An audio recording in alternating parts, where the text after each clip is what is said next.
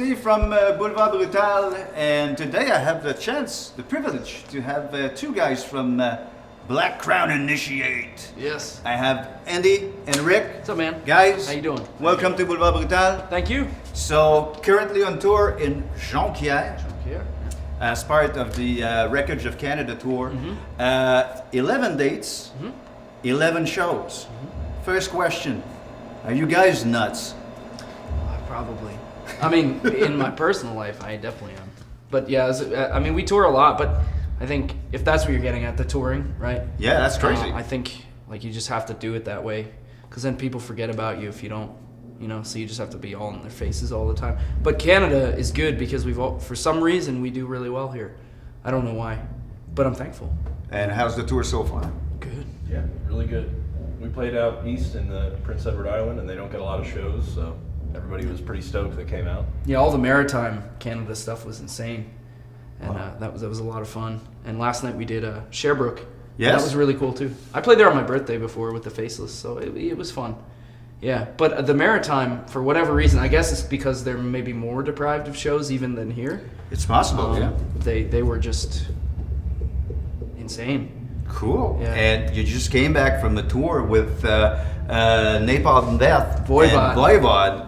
Yeah. You're in Voivod's hometown. Yes. Yep. Do you know that? Yep. So you can't bitch about Voivod. You can't. You're gonna get killed. if After you do. touring with them, we would have nothing to bitch about. They're awesome dudes. Yeah, great band, great people. So I guess it must have been a really cool tour, touring with those guys. That tour was amazing. Yeah. Friendly dudes, too. All of them. Napalm Death, Voivod, Exhumed, all of them. Iron Reagan, Ringworm, all great dudes. Every one of them. I guess so. It was a cool And tour. well, that's your second time in Jonquière, actually, right?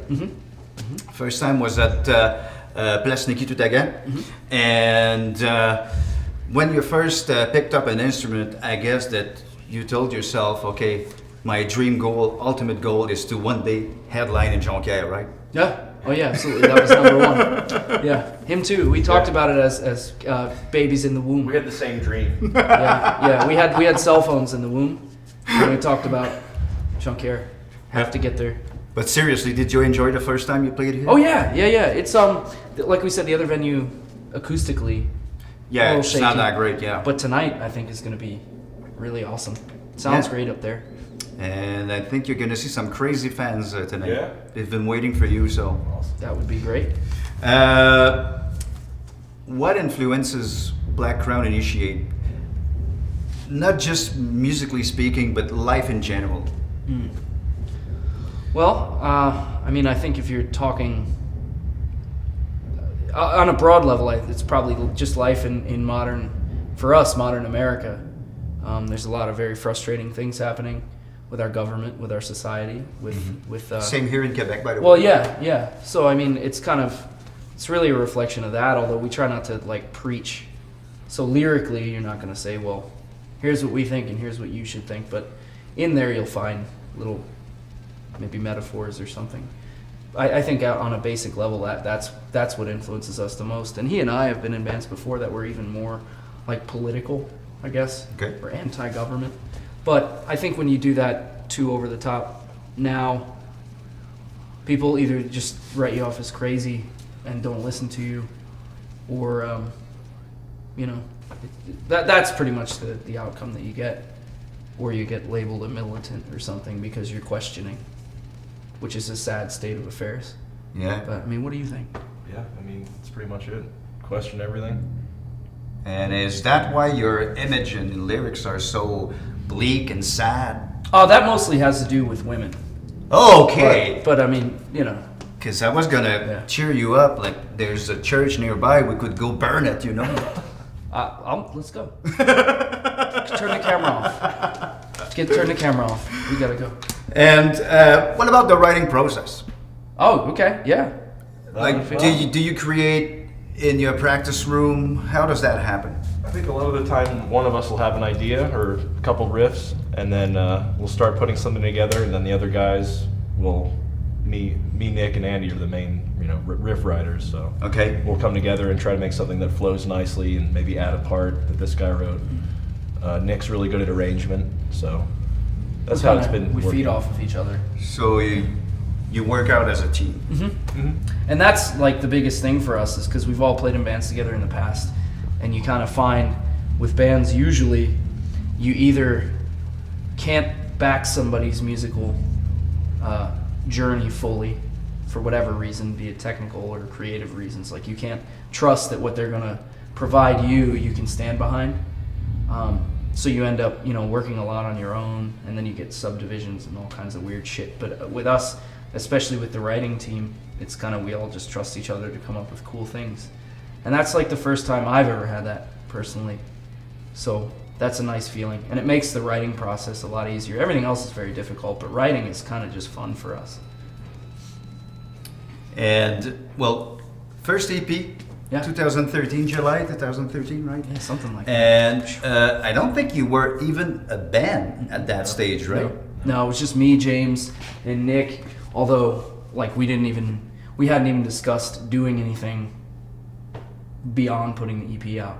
So the three of us were on the EP, but James had other bands and stuff like that, so we weren't even sure what was going to happen. Okay. Just wanted to make something that I wanted to make something, and Nick did too, that we could stand behind completely and have it be exactly what we wanted music to sound like. Although you never really get there, but an attempt at that. But were you surprised, like, as soon as you put out the EP, then you had big tours coming up, you played with the Faceless, you played with such legends. Yeah. I mean, is that something that you thought was going to happen? No, never. So, I mean, I haven't really stopped to reflect on it yet because we've been so busy, but I think that, you never, like you said, as a kid, I never thought I could play in Junkier and people would come, people would care. So, I mean, that kind of stuff is just like, you have to roll with it as long as it's happening, because I guess at any moment it could stop, But we never expected that. And the reaction to the first real album, is just insane. Yeah, it's very good. And we're proud of that. But I mean, I think once you make it and you put it out, you're kind of, as long as you did the best you can, you're not responsible for what other people think of it. Because how could you be? I mean, that's their opinion on it. But the opinions have been mostly favorable. Absolutely. We're thankful for that because we're proud of it. You've got some awesome reviews of the album, so Yeah. that must be cool. A lot of that, I think, has to do with the fact that we have Jesse and Rick now. Because I think the album, a lot of people's favorite moments on the album were things that he came up with, or things that Jesse came up with, or it was more of having those other guys in definitely helped the creative process a lot too. So do you think the people like more the quiet moments where it's clean, or just the extreme brutality of the album? hopefully both. Yeah, hopefully it's the mixture. Because it fits really well. Yeah, well, that's what we want to try to do and continue to do. Because I think that sort of reflects life. Because life isn't just a straight line all the time, or it's not always loud or always quiet or whatever. Exactly. Not always happy, not always sad, So music should be the same way. Speaking of music, what did you listen to in the van today? Tool. We did some Nirvana, Unplugged in New York. Okay. Peter Gabriel. Yeah, the album So. The best one. And what else? What else did we Listen, do? a little System of a Down. System of a Down we did. So you're not listening strictly to extreme metal? No. Not much at all. No. Okay. We do like the new Alkaloid a lot. Alkaloid. amazing. Yeah. Have you heard Alkaloid? Not yet. It's It's really good. Christian Munzner and Hans from Obscura. Okay. They have a new band with the singer from Dark Fortress, I think. But it's I really, received it. Yes. dude, that's Yes. really good. I've heard it once. Yep. And I was completely out of the place. So. Yeah. Give it some time. It's a good one. Yeah, well, I'm a big fan of Dark Fortress, so I can't Yeah. wait to hear that. Next question. How do you survive being in a metal band? I mean, do you guys have day jobs? Like I've heard you giving like guitar lessons on the road. Like, how do you make a living out of music? Well, He works like hell. I install solar panels on roofs when I'm not doing this. So Yeah. go on tour, go home, have a few days off to sleep, and then back to work Wow. Monday morning. Yeah. That must be pretty tough. Yeah. It's tiring. It's a tiring job for sure. But so is this. Yeah. So. But you're touring all the time. I mean, you work a couple of weeks and then you go back on tour, or Yeah. Yeah. Exactly. So- Whenever I'm not touring, I'm working. so your boss is pretty loose on that, I guess. Yeah. They've been good to me so far and let me work part time. So Okay. it's been working out. I'm actually getting a house, so I still have some little bit of money. I'm moving in with him. Okay. Yeah. Yeah. Yeah. So you're gonna create all the time then. I'm the third wheel because it's him and his wife, and then I'm moving into the house with them. He's our pet. Yep. Staying in the master bedroom. Okay.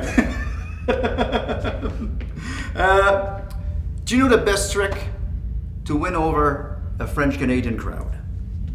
No. Say something about weed. Yes, that's one. But the best one is when you speak to the crowd, you have to swear in French.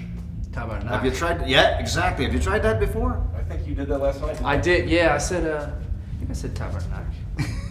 Or a calice? Kalis? Yeah. What does that mean? How you doing, calice? What is that? We're gonna get tomatoes. Well, calice is something religious. Like it's everything that you can get at the church. You know. Oh, okay. Tabarnak, same Yeah, thing. yeah, yeah. Well, that's what I heard. A Calice. lot of French slang or French Canadian slang is like church based.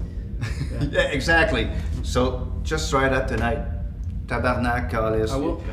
Like, Okay. people are gonna stand up and Do you're gonna win them. Do you think that the men will take their underwear off? Maybe. I hope. Maybe the beard will have that effect on men. On men, yeah. It usually does. Yeah.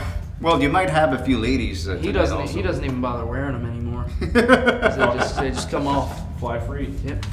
So, last question. What's next for Black Crown Initiate? I mean, your first record is out, touring a lot. You're going to take some time to record a new one pretty soon. Yeah, we have like 2 months home after this, or approximately. Okay. Where we're gonna start.